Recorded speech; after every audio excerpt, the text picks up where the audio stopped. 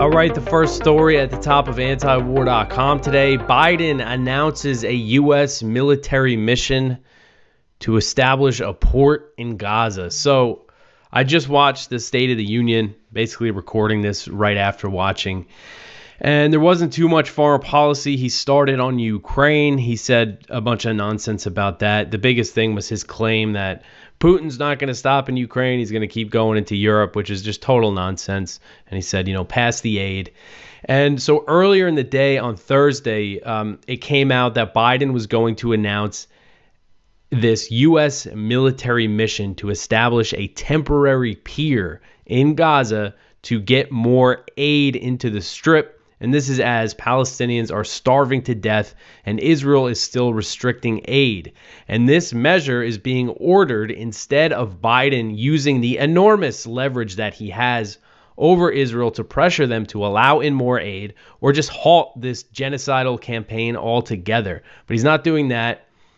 They're going to do this pier project, and they also started these airdrops of aid, which is really, just a PR ploy to make it look like the U.S. is doing something while they're the ones providing the bombs and all the support to the military that's starving these people to death.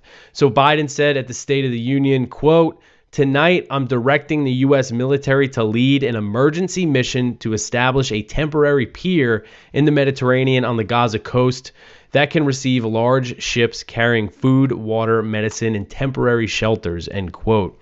U.S. officials told Axios earlier in the day that the pier in the sea off the Gaza coast will allow hundreds of aid trucks to enter the Strip per day, but the pier will take weeks to build. It's not clear how long exactly, but at least a few weeks, and Palestinians are already starving to death at a rapid rate. Biden insisted that there would be no U.S. boots on the ground in Gaza as a result of this operation, but of course, the plan does run the risk of U.S. personnel being targeted off the coast of Gaza, which, of course, if that happens, who knows what would happen next, the escalation that would be next after that. So the aid will pass through Cyprus before heading to the pier and will be subject to Israeli inspections, which means some could be turned away. So CNN reported the other day that just examples of items that Israel is turning away, is rejecting from allowing into the Gaza Strip. And that includes anesthetics and anesthesia machines, oxygen cylinders, ventilators, and water filtration systems. The report said that other items that have faced restrictions include dates, sleeping bags, medicines to treat cancer, water purification tablets, and maternity kits. So these are the types of things that Israel is restricting. So if Israel has the ability to turn these shipments away, what's going to stop them? So Biden, in his speech, he also acknowledged that thousands and thousands of innocent Palestinians have been killed. But he gave no indication that he was reconsidering his policy of unconditional military support for this slaughter. He said, quote, "More than 30,000 Palestinians have been killed, most of whom are not Hamas. Thousands and thousands are innocent women and children. Girls and boys also orphaned. Nearly 2 million more Palestinians under bombardment or displaced.